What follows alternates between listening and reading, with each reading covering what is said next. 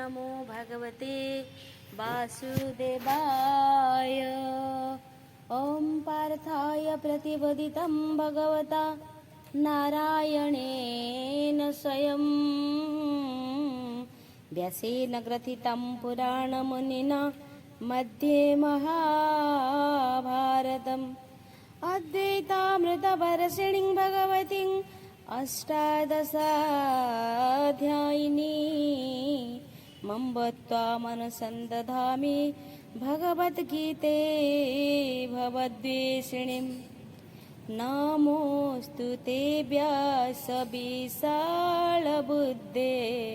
फुल्लारविन्दायतपत्रनेत्र येन त्वया भारततैलपूर्ण प्रज्वालितो ज्ञानमय प्रदीप प्रपन्नपारिजाताय स्तोत्रवैत्रकपाणये ज्ञानमुद्राय कृष्णाय गीतामृतदुहे नमः। सर्वोपनिषद्गावो दुग्धागोपालनन्दनः पार्थो वश्चः सुधीर्भगता दुग्धं गीतमृतं महत्।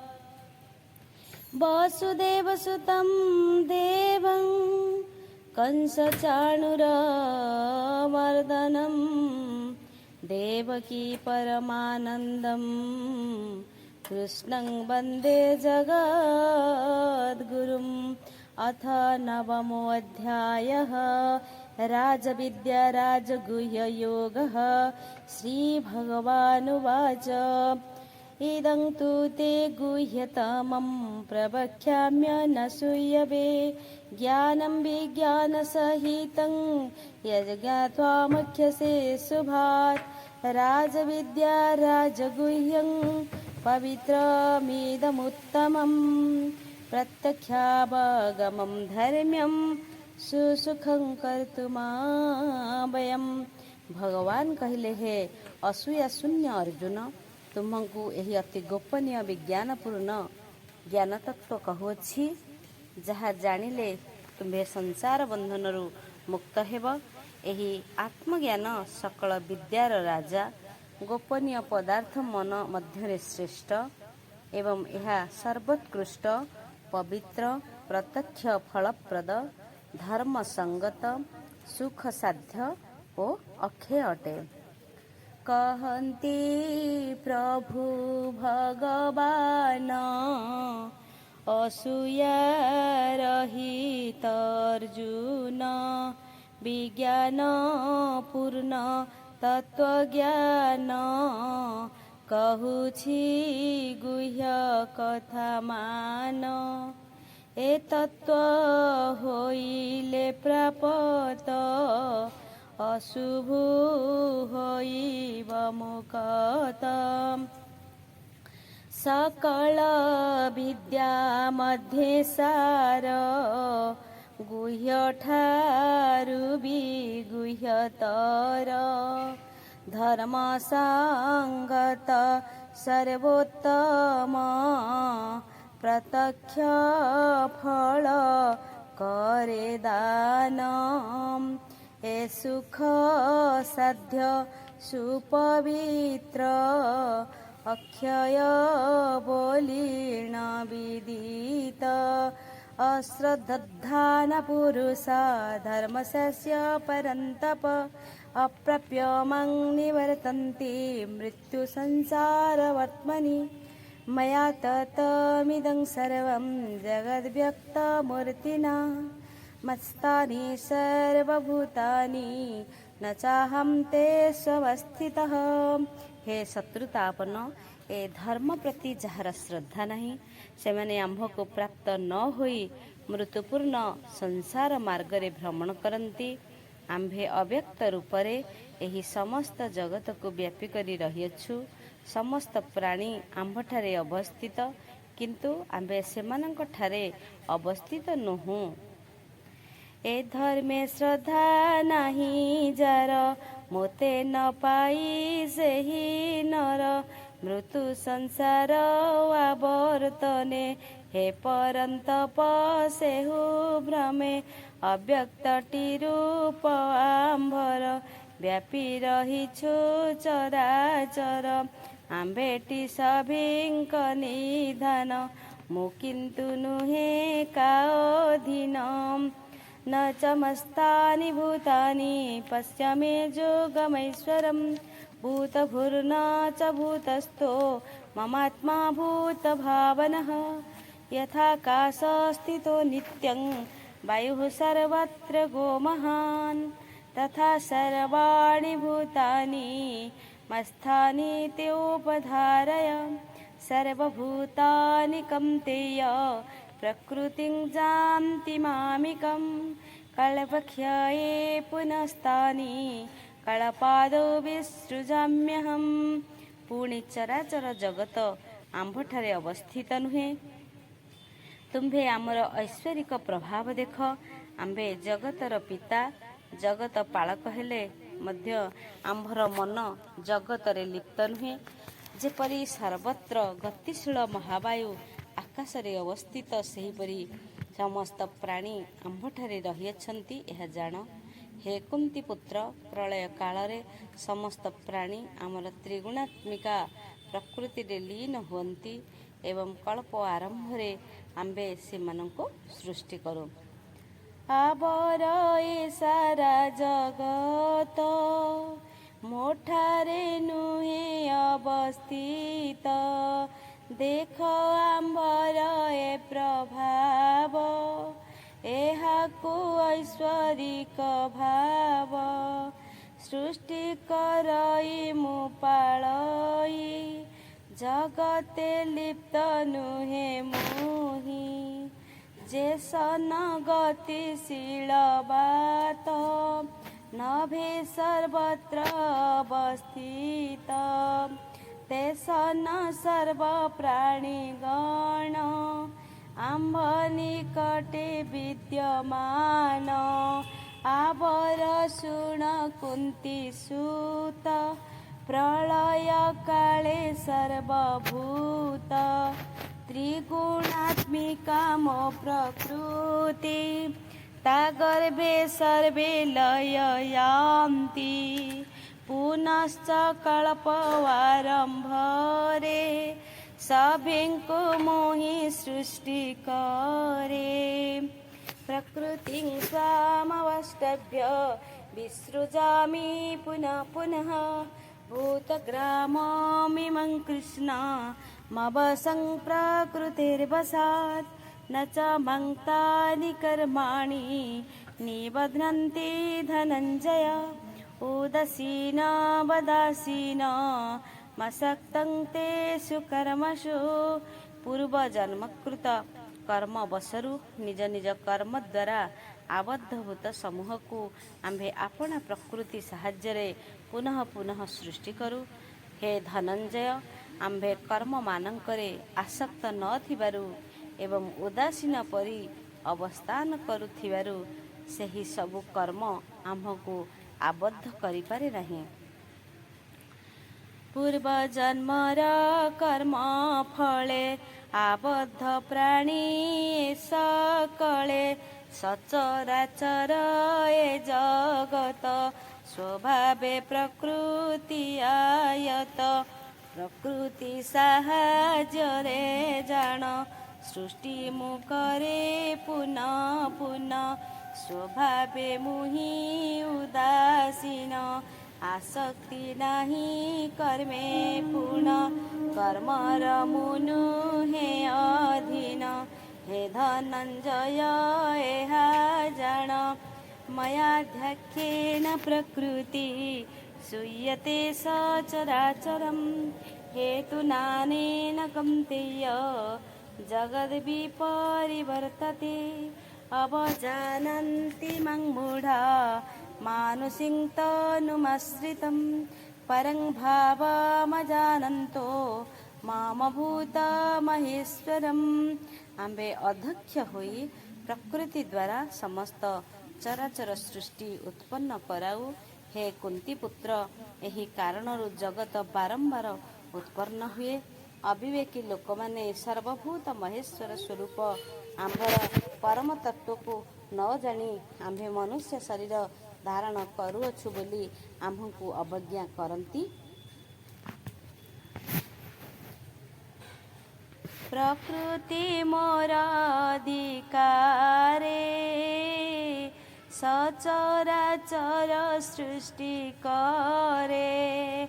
ଏହି କାରଣ କୁନ୍ତି ସୁତ, ସୃଷ୍ଟି ହୁଆଇ ଏ ଜଗତ। ମୁଁ ସର୍ବଭୂତ ମହେଶ୍ୱର, ଏ ତତ୍ତ୍ୱ ମୂଳେ ଅଗୋଚର। ଧରିଛି ଯେଣୁ ନର ରୂପ, ଅବଜ୍ଞା କରନ୍ତି ଅମାପ। ମୋଘ ସାମୋଘ କର୍ମାଣୋ, ମୋଘ ଜ୍ଞାନ ବିଚେତସଃ। ରାକ୍ଷସୀମାସୁରୀଂ ଚୈବ, ପ୍ରକୃତିଂ ମୋହିନୀଂ ଶ୍ରିତଃ। ମହାତ୍ମାନସ୍ତୁ ମଂ ପାର୍ଥ, ଦୈବୀଂ ପ୍ରକୃତିମାଶ୍ରିତଃ। ଭଜନ୍ତ୍ୟନନ୍ୟମନସୋ, ଜ୍ଞାତ୍ୱା ଭୂତାଦିମବ୍ୟୟମ୍। ଯେଉଁ ସବୁ ମୂଢ଼ ଲୋକଙ୍କର ଆଶା ବ୍ୟର୍ଥ, କର୍ମ ନିଷ୍ଫଳ, ଜ୍ଞାନ ନିରର୍ଥକ, ଚିତ୍ତ ବିକ୍ଷିପ୍ତ ହୋଇଥାଏ, ସେମାନେ ମୋହକାରିଣୀ ରାକ୍ଷସୀ ଏବଂ ଆସୁରୀ ପ୍ରବୃତ୍ତିକୁ ଆଶ୍ରୟ ହିଁ କରିଥାନ୍ତି। କିନ୍ତୁ ହେ ପାର୍ଥ, ଦୈବୀ ପ୍ରକୃତି ଲାଭ କରିଥିବା ମହାତ୍ମାମାନେ ଅନନ୍ୟଚିତ ହୋଇ ଆମକୁ ଜଗତର କାରଣ ଅବ୍ୟୟ ବୋଲି ଜାଣି ଉପାସନା କରନ୍ତି। ଏ ମୂଢ଼ ଜନଙ୍କର ପାର୍ଥ, ନିଷ୍ଫଳ କର୍ମ ଆଶା ବ୍ୟର୍ଥ। ଜ୍ଞାନଟି ଯାର ଅର୍ଥହୀନ, ଚିତ୍ତ ବିକ୍ଷିପ୍ତ ସାରା ଜାଣ। ମୋହିନୀ ଆସୁରୀ ପ୍ରକୃତି, ଏ ମୂଢ଼େ ଆଶ୍ରା କରିଥାନ୍ତି। ଦୈବୀ ପ୍ରକୃତି ହୋଇ ପ୍ରାପ୍ତ, ମହାତ୍ମା ଗଣ ଆମ୍ଭେ ପାର୍ଥ।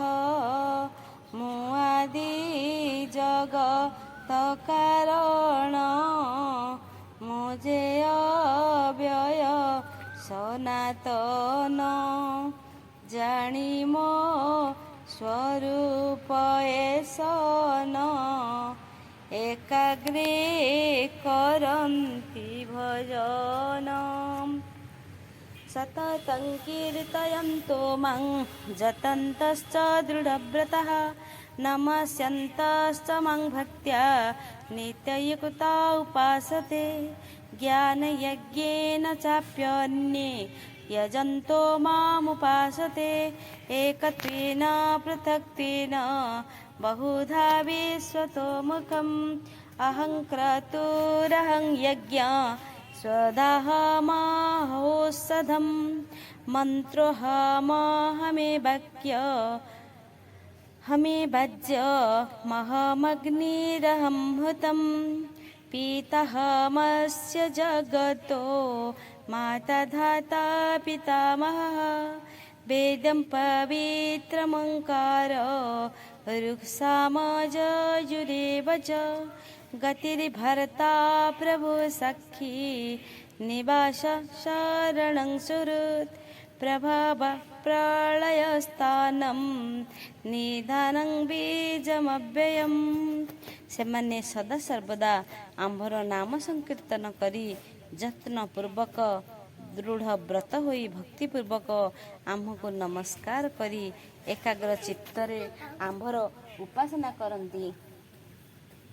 କେହି କେହି ଆତ୍ମଜ୍ଞାନ ଯଜ୍ଞ ଦ୍ୱାରା ଆମ୍ଭର ଉପାସନା କରନ୍ତି, କେହି କେହି ଅଭେଦ ଭାବରେ, କେହି କେହି ପୃଥକ ଭାବରେ, ଆଉ କେହି କେହି ସର୍ବବ୍ୟାପୀ ଆମ୍ଭଙ୍କୁ ନାନା ଭାବରେ ପୂଜା ମଧ୍ୟ କରନ୍ତି। ଯତ୍ନେ ଆଚରି ଦୃଢ଼ ବ୍ରତ, ମୋ ନାମ ସଂକୀର୍ତ୍ତନେ ରତ। ଭକ୍ତିରେ କରି ନମସ୍କାର, ପୂଜନ୍ତି ଆମ୍ଭର ପୟର। एकाग्र चिते मो भजन करन्ति एहि जोगी जन केहि केहि बा ज्ञानी जन ज्ञाने पूजन्ति मो चरण केहि बा अभेद भावरे दैत्य भावे के पूजा करे के मोते सर्वव्यापी चिन्ति नाना भावरे पूजुतान्ति आम्भे क्रतु आम्भे यज्ञ आम्भे श्रद्धा आम्भे औषध आम्भे मंत्र एवं आम्भे मध्य होम आदि साधन घृत आम्भे मध्य अग्नि एवं आम्भे मध्य होम स्वरूप अटु आम्भे एहि जगतर पिता माता विधाता एवं पितामह अटु आम्भे मध्य ध्येय ज्ञेय पवित्र ओंकार प्रणव ऋक् साम यजुर्वेदर स्वरूप अटु आम्भे गति भर्ता प्रभु साक्षी निवास शरण सुहृद प्रभव प्रलय लय स्थान निधान एवं अव्यय वाक् स्वरूप अटु आम्भे टिहि क्रतु यज्ञ जान आम्भे औषध श्रद्धा पूर्ण आम्भे हि मंत्र आम्भे घृत आम्भंकु अग्नि होम चिंत मुहि जगत पिता माता मु पितामह मु विधाता मु गेय आवर पवित्र मुहि ओंकार कुंती सुत मु यजुर्वेद ऋक् साम मु वेद स्वरूप प्रमाण तपाम्यहमं वर्ष्टं निगृह्णाम्युत्सृजामि च अमृतं चैव मृत्युश्च सदसच्चाहमर्जुनं त्रैविधमं सोमपपूतपापा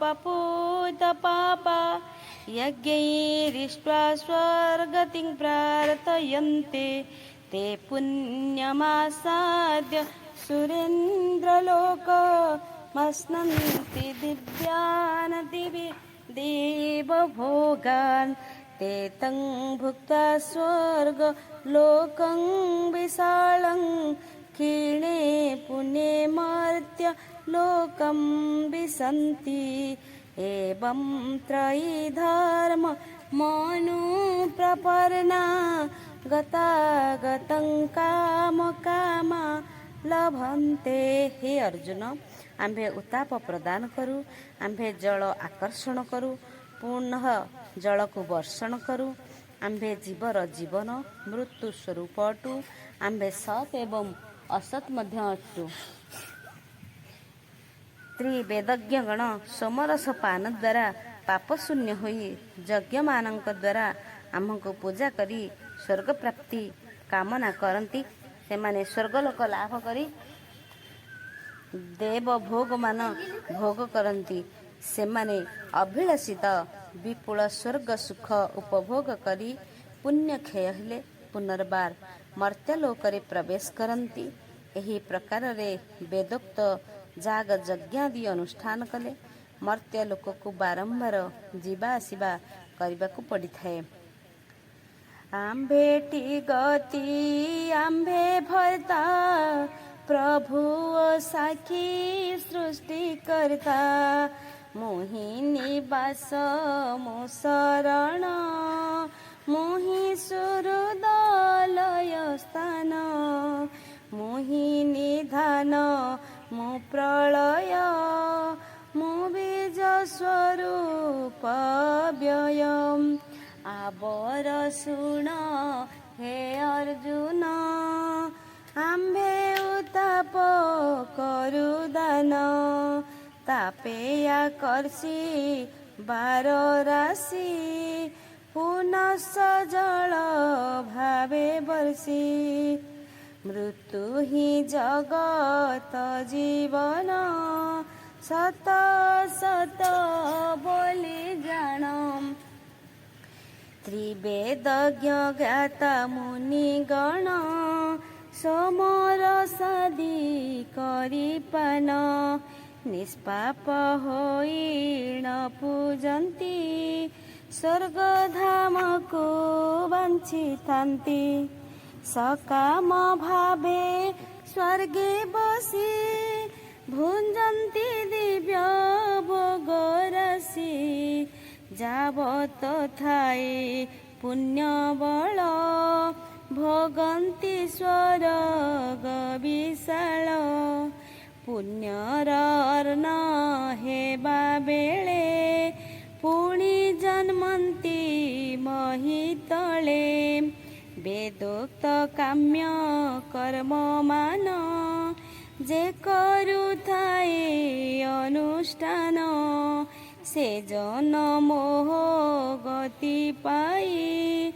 ଜନ୍ମ ମରଣ ଭ୍ରମୁଥାଇ ସେମାନେ ଅଭିଳାଷିତ ବିପୁଳ ସ୍ୱର୍ଗ ସୁଖ ଉପଭୋଗ କରି ପୁଣ୍ୟ କ୍ଷୟ ହେଲେ ପୁନର୍ବାର ମର୍ତ୍ତ୍ୟ ଲୋକରେ ପ୍ରବେଶ କରନ୍ତି। ଏହି ପ୍ରକାରରେ ବେଦୋକ୍ତ ଯାଗ ଯଜ୍ଞ ଆଦି ଅନୁଷ୍ଠାନ କଲେ ମର୍ତ୍ତ୍ୟ ଲୋକକୁ ବାରମ୍ବାର ଯିବା ଆସିବା କରିବାକୁ ହିଁ ପଡ଼ିଥାଏ। ଅନନ୍ୟା ଚିନ୍ତୟନ୍ତୋ ମଂ ୟେ ଜନା पर्युपासते ତେଷାଂ ନିତ୍ୟାଭିୟୁକ୍ତାନାଂ योगक्षेमं वहाम्यहम् येऽप्यन्या देवता भक्ता यजन्ते श्रद्धयान्वितः तेऽपि मामेव कौन्तेय यजन्त्यविधिपूर्वकम् अहं हि सर्वयज्ञानां भोक्ता च प्रभुरेव च न तु मामभिजानन्ति तत्तेनातश्च्यवन्ति ते यान्ति देवव्रता येवान् पितॄन् यान्ति पितृव्रतः भूतानि यान्ति भूतेज्य यान्ति मदयाजिनोऽपि माम्। ଅନନ୍ୟ ଚିତ୍ତରେ ଆମକୁ ଧ୍ୟାନ କରି ଯେ ଆମକୁ ଉପାସନା କରନ୍ତି ଆମ୍ଭଠାରେ ନିତ୍ୟ ଅନୁରକ୍ତ ସେହି ଭକ୍ତମାନଙ୍କର ଯୋଗ ଏବଂ କ୍ଷେମ ଅର୍ଥାତ ଅପ୍ରାପ୍ତ ବସ୍ତୁର ପ୍ରାପ୍ତି ଆଉ ପ୍ରାପ୍ତ ବସ୍ତୁର ରକ୍ଷଣାବେକ୍ଷଣ ଆମ୍ଭେ ମଧ୍ୟ ବହନ କରିଥାଉ। ହେ କୁନ୍ତିପୁତ୍ର, ଯେଉଁମାନେ ଅନ୍ୟ ଦେବତାମାନଙ୍କୁ ଭକ୍ତିପୂର୍ବକ ଶ୍ରଦ୍ଧାର ସହ ପୂଜା କରନ୍ତି ସେମାନେ ମଧ୍ୟ ଅବିଧିପୂର୍ବକ ଆମ୍ଭର ହିଁ ପୂଜା କରିଥାନ୍ତି। ଆମ୍ଭେ ହିଁ ସବୁ ଯଜ୍ଞର ଭୋକ୍ତା ଏବଂ ଫଳଦାତା, କିନ୍ତୁ ଆମକୁ ଯଥାର୍ଥ ରୂପରେ ଜାଣିପାରନ୍ତି ନାହିଁ ବୋଲି ସକାମ କର୍ମୀମାନେ ସଂସାରରେ ପୁନଃ ପୁନଃ ଜନ୍ମ ହୁଅନ୍ତି। ଦେବ ପୂଜକମାନେ ଦେବତାମାନଙ୍କୁ, ପିତୃଗଣଙ୍କ ଉପାସକମାନେ ପିତୃପୁରୁଷଙ୍କୁ, ଭୂତ ପୂଜକମାନେ ଭୂତଗଣଙ୍କୁ ପ୍ରାପ୍ତ ହୁଅନ୍ତି, କିନ୍ତୁ ଆମ୍ଭର ଉପାସକମାନେ ଆମ୍ଭକୁ ହିଁ ପ୍ରାପ୍ତ ହୁଅନ୍ତି। ଅନନ୍ୟ ଚିତ୍ତ ମୋ ପୟରେ ରଖି ଯେ ମୋତେ ପୂଜା କରେ ସେ ନିତ୍ୟ ଅନୁରକ୍ତ ଭକ୍ତ ହୁଅନ୍ତି ମୋର କୃପା ପାତ୍ର। ବହେ ମୁଁ ତାଙ୍କ ଯୋଗକ୍ଷେମ ଅପ୍ରାପ୍ତ ଲଭନ୍ତି ସେ ଜନ ପ୍ରାପ୍ତର ରକ୍ଷଣାବେକ୍ଷଣ ମୋ ଯୋଗୁ ହୁଅଇ ସମ୍ପନ୍ନ। ଶ୍ରଦ୍ଧା ଭକତି ମନେ ବହି ଅନ୍ୟ ଦେବାଦି ଯେ ପୂଜଇ କୌନ୍ତେୟ ତାହା ମୋ ଅର୍ଚ୍ଚନା ବିଧିପୂର୍ବକ ନୁହେଁ ସିନା। ସକଳ ଯଜ୍ଞର ମୁଁ ଭକ୍ତା ଆମ୍ଭେଟି ପର୍ବ ଫଳଦାତା, କିନ୍ତୁ ଯଥାର୍ଥ ଭାବେ ମୋତେ ଜାଣନ୍ତି ନାହିଁ ହୃଦଗତେ। ତେଣୁ ସକାମ କର୍ମୀ ଗଣ ଭାବେ ଜନ୍ମନ୍ତି ପୁନଃ ପୁନଃ। ଦେବ ପୂଜାରେ ଯେହୁ ରତ ଦେବଙ୍କୁ ହୁଅନ୍ତି ପ୍ରାପତ। ପିତୃ ପୂଜନ୍ତି ଯେହୁ ଜନେ ଗମନ୍ତି ପିତୃ ସନ୍ନିଧାନେ। ଭୂତାଦି ପୂଜା ଯେହୁ କରେ ସେ ଭୂତ ଲୋକ ଗତି ଧରେ। ମୋତେ ଭଜଇ ଯେଉଁ ଜନ ମୁଁ ତାକୁ ପ୍ରାପ୍ତ ହୁଏ ଜାଣ। ଓಂ ନମୋ ଭଗବତେ वासुदेवाय। पत्रं पुष्पं फलं तोयं यो मे भक्त्या प्रयच्छति तदहं भक्तिपहृता मस्नामि प्रयतात्मनः। यत्करोषि यदश्नासि यज्जुहोषि ददासि यत् पश्यासि कौन्तेय ତତ୍କୁରୁସ୍ୱ ମଦର୍ପଣମ୍।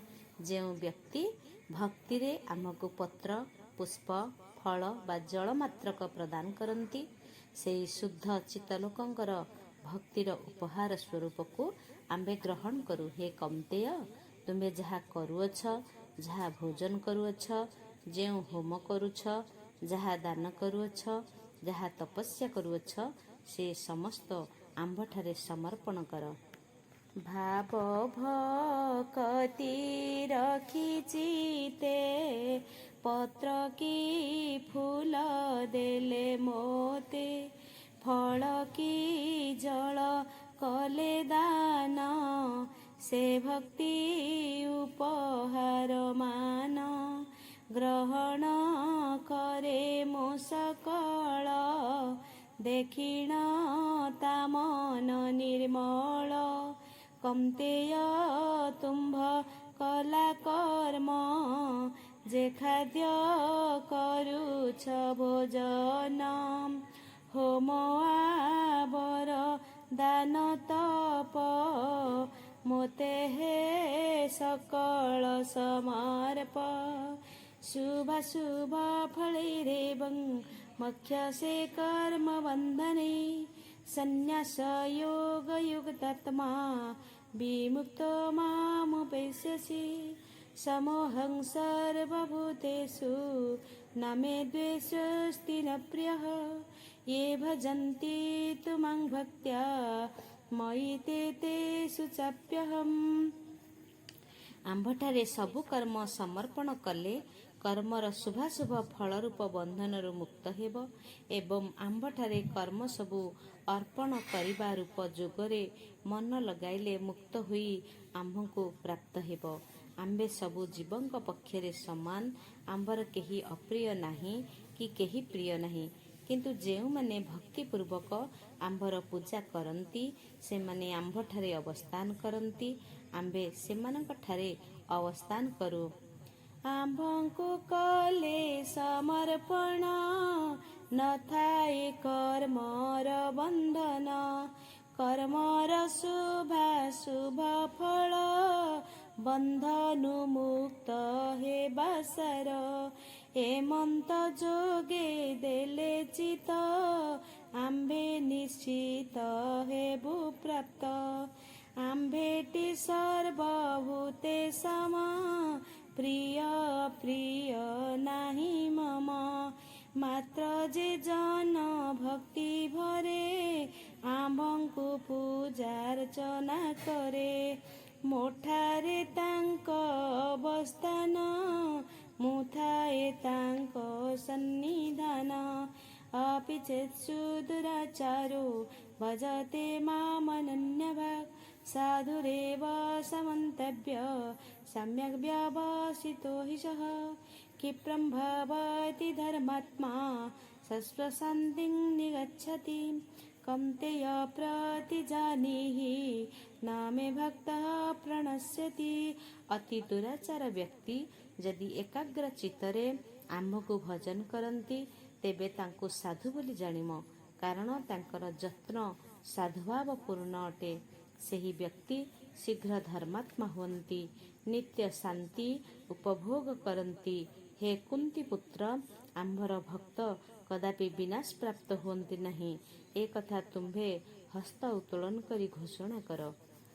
ଅତ୍ୟନ୍ତ ଦୁରାଚାରୀ ଜନ, ଏକାଗ୍ରେ କଲେ ମୋ ଭଜନ।